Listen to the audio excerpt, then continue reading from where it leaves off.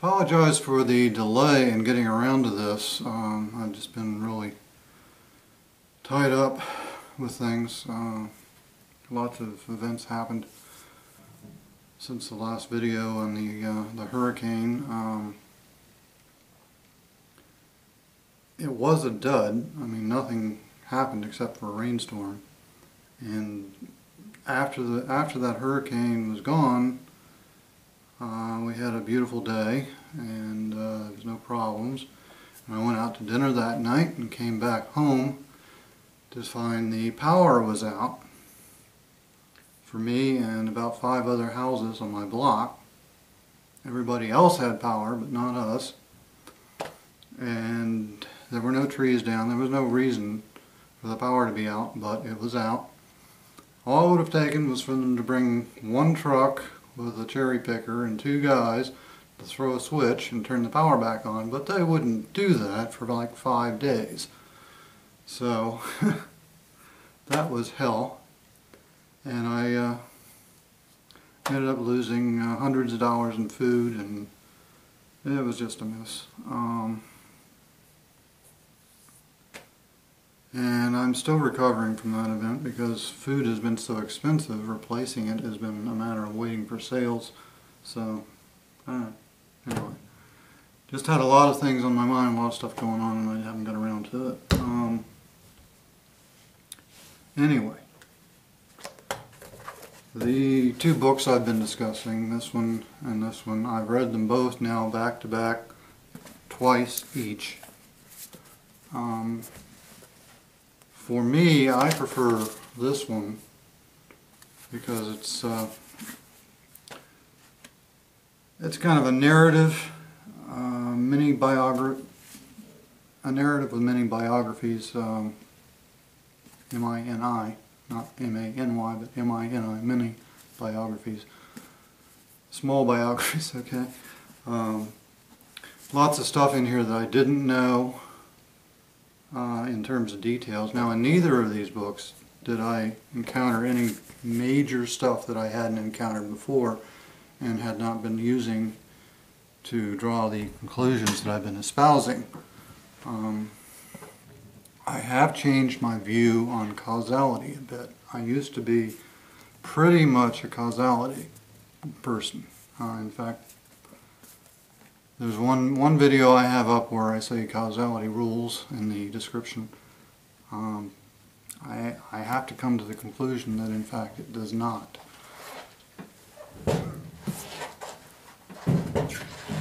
Now, I'll try to clarify that as we go along in this video. In searching for causality, I also went back to this book from college, my physics textbook, and searched in vain for any law of causality, any law of cause and effect. The only thing like it that I encountered was in the second law of thermodynamics, and the hypothesis that in terms of time, something that we call an effect cannot precede the cause of that effect in time. I do not see anything that says everything that happens must cause other things to happen in a defined way, nor do I find anything that says everything that happens must have been caused in a defined way. All I find is a law that says that something that is caused by something else cannot have preceded that something else. It must follow.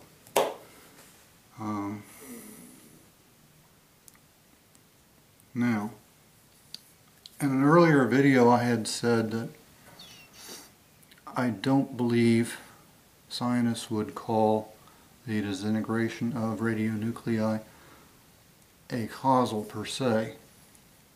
It turns out that I'm wrong about that. They actually make no bones about calling it acausal, or most of them don't. But let's be clear about what we're talking about in terms of causality and acausality in this case. it's only a question of time, the particular time that a particle undergoes disintegration. By a particle, in this case I mean an atom. I'm going to tend to talk about particles more than atoms, things that are conglomerate systems, but for this discussion about radionuclides, we can consider the atom a particle, I suppose. Well, no, we don't have to. We don't have to, because the particle actually is that which is emitted. So, fine. We won't call an atom a particle. The particle is what's emitted from the atom when it undergoes disintegration. So what's acausal there is not the why it happened. We know what happened, although it's beyond my ability to explain to you. I have looked up this and discovered that yes, we know exactly why radionuclides do what they do, why they emit these particles. It's a question of why it chooses, doesn't of course choose anything, but why it happens at a particular time for a particular particle. This is acausal. The timing is acausal. And I suppose you could say the direction or the vector of the particle once it's emitted is acausal, but then again you could say it isn't, because you could say that whenever this acausal event occurred, it occurred when the standing wave of the electron, the standing wave involved in this. I'm getting over my head, I'm sorry. I'm getting over my head. I was thinking of something else that I may or may not talk about.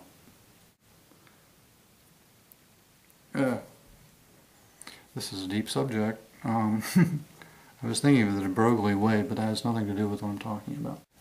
Okay, so anyway, it's the timing only that is acausal. Everything else is pretty well understood, but nobody can say why a particular particle disintegrates at or a particular atom disintegrates at a particular time.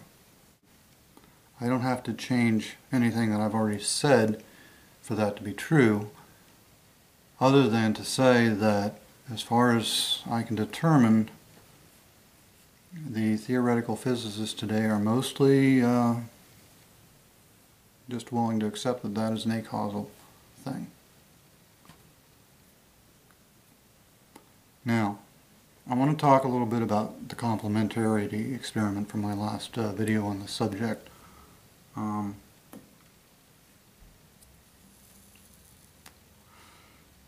This goes to free will. The outcome of the complementarity experiment is completely dependent on the choice of the experimenter, the free will choice of the experimenter to decide what he's going to look for. If you look for a wave interference by opening the two boxes, as I demonstrated in the last video, simultaneously, you will always, and this is without exception, you will always get wave interference. If you perform the experiment to look for a particle, you will always find a particle in a particular box and no wave function interference, no waveform interference. It will not appear. This is not even considered experimental anymore. In fact, they're using this principle in practical applications. Like I just a couple of weeks ago I saw something on NHK about quantum encryption, which is being used now successfully. It works. That's involved in that involves rather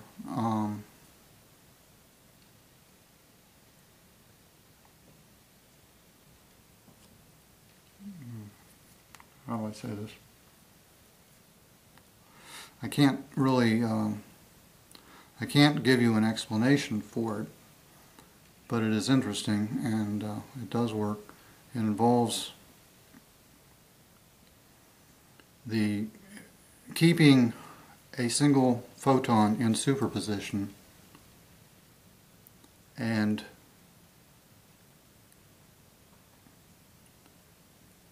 while maintaining the superposition, increasing the travel time of one of those superpositions is the best way I can think of right now to say it, so that they can be observed at different times undergoing the same phenomenon.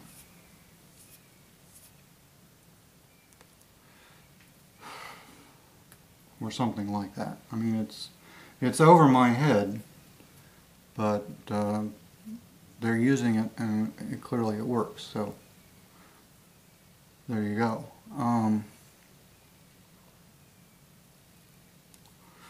So let me try to find the quote here having to do with the free will and the complementarity experiment. Okay, I'm using this book, and the authors state, however, we are completely confident of our own free will, even though neither of us can be absolutely sure that his co-author is not a sophisticated robot. Basically, the complementary experiment, as I described in the previous video, gives us a binary situation. Either we have complete, no, I don't want to use the word complete, either we have free will, we have the freedom to choose which experiment we're going to do, or we have to accept complete and utter determinism in order for the result of the experiment to coincide with our choice without exception on every occasion, when there is absolutely no connection between the experiment and the choice, requires a hard determinism that is even more bizarre than the phenomenon we're describing. Either way, we end up in a real conundrum. I have to go with free will because, to my satisfaction, I've already proven that we do not live in a hard deterministic universe because of the phenomenon involved in radionuclei disintegration, as already explained. Now,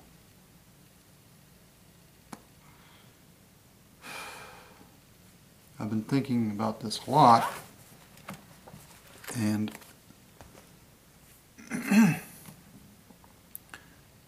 to address Trico 171's point, if you haven't, well, let's review that. He is claiming to be authoring a book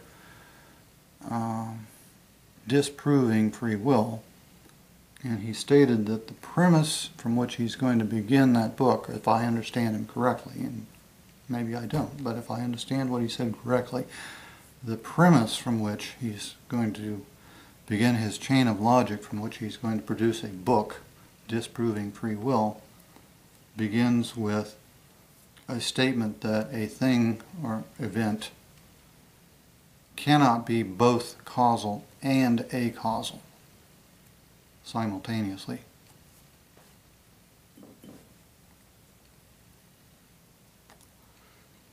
And I would say that that is not a correct premise. Now, most of the time we're dealing with macroscopic events in our day-to-day lives, and the more macroscopic an event is, the more the acausalities are going to balance themselves out, and you will get what certainly seems to be causal a causal chain. There's no question about that, none whatsoever. However, it's at the fringes that we encounter acausality. Consider someone that's been shot in the chest,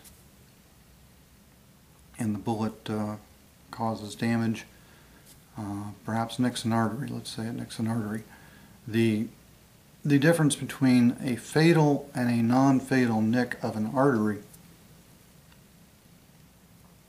is a matter of a fraction of a millimeter in some cases. Now, is that causal or acausal? It's a combination of both. There are billions of events that actually occur from the time of the discharge of a bullet to its entering a chest cavity and doing the damage that it does. Billions of events. Some of them are causal and some of them are acausal, and some of those events are going to balance each other out, and some are not. Now, there's no predicting ultimately from the original trajectory whether the shot will be fatal or not. You can come very close. You can say, well, it's a close thing, but you can't say it will be fatal or not until the person dies or doesn't. I mean, what is going on when the bullet discharges is that there is going to be a force applied to the back of the bullet. It's going to transmit itself through all the molecules of the bullet, and each molecule is going to be reacting separately. A lot of those molecules are going to be radioactive. Some of them are going to discharge in flight. Some of those things are going to change the trajectory of the bullet. When you get to that fine a measurement, you're dealing with acausality.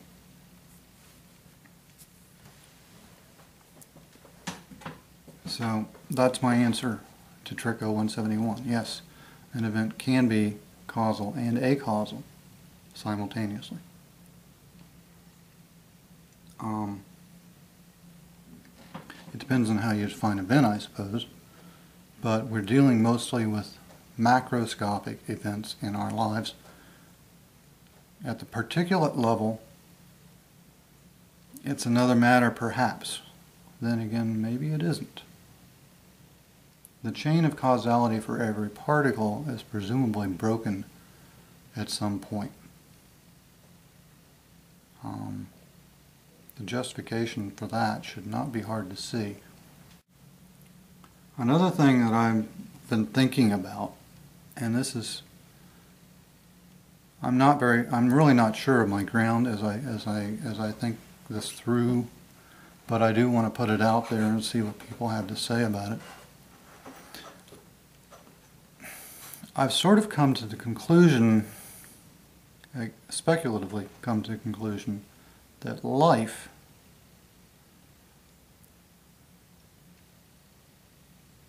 bends causality, and that self-aware consciousness breaks causality. My justification for this way of thinking is to think progressively of the evolutionary steps of sensation and reaction. Now, consider the earliest bacterial forms.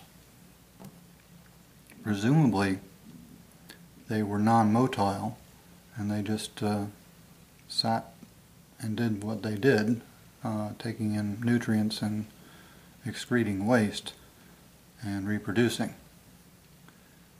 But being DNA based, they were undergoing a lot of mutational changes,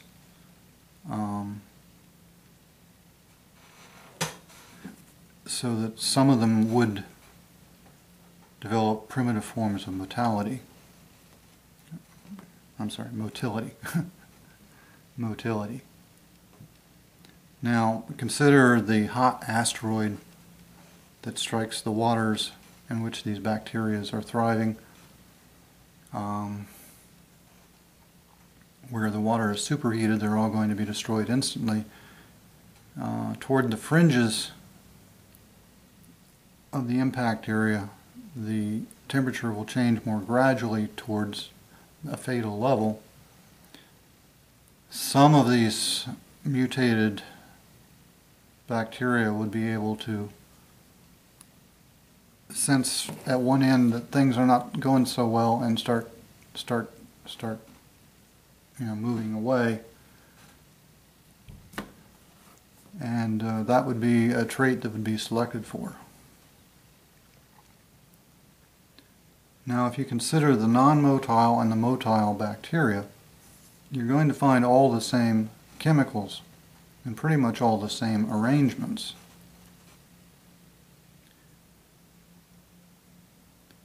Now, the supposed law of cause and effect, in looking at the chemical and molecular structure of the two bacteria, the ones that are non-motile and the ones that are, and the ones that survive and the ones that don't, both would indicate that under the so-called law of cause and effect, both should be destroyed.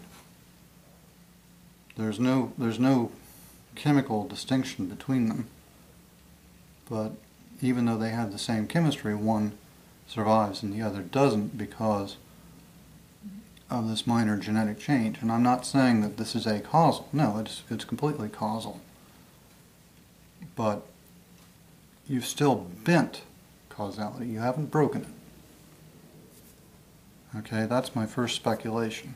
That's a way of thinking about it. Now let's move forward in evolution and consider the cat on a hot tin roof.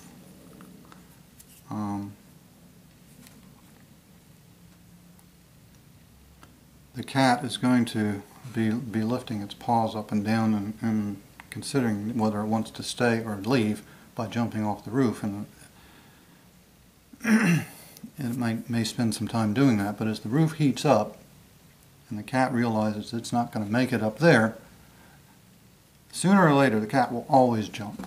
That's the decision the cat will make. But there is a decision, there's a timing involved. There's going to be variations between cats and how long it's going to take to make up its mind, even though in essence, I mean, all cats are pretty much cats, right? But there's this variation between them. So, I mean, we're not seeing free will in action here. Not really. But we're getting close to it. We're getting close to it. But sooner or later, every cat will jump. But put a human on that same hot tin roof. Now you don't know. A human is perfectly capable of deciding, oh, I'm going to sit here and burn. I'm going to die up here on the roof. Not all of them will. Some won't. I mean, some will jump and some will burn. But I'm sorry, it's a difference. It's a choice that each human makes. And in all these cases, from the standpoint of the pure chemistry involved, there shouldn't be any question but that the cat or the person should burn on the roof.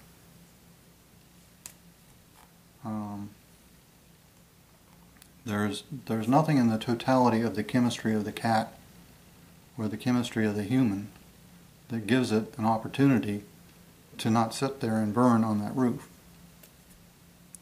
But it's through that initial bending of cause and effect that occurred with the bacteria that I talked about earlier, evolving to conscious control of the chemistry, to free will in the human. And That's the way I am thinking of it. And I may be foolish to think of it that way. I don't know yet, but let me know in the comments what you think of that. And don't know if there'll be another video on this subject or not. I suppose it depends on what people have to say.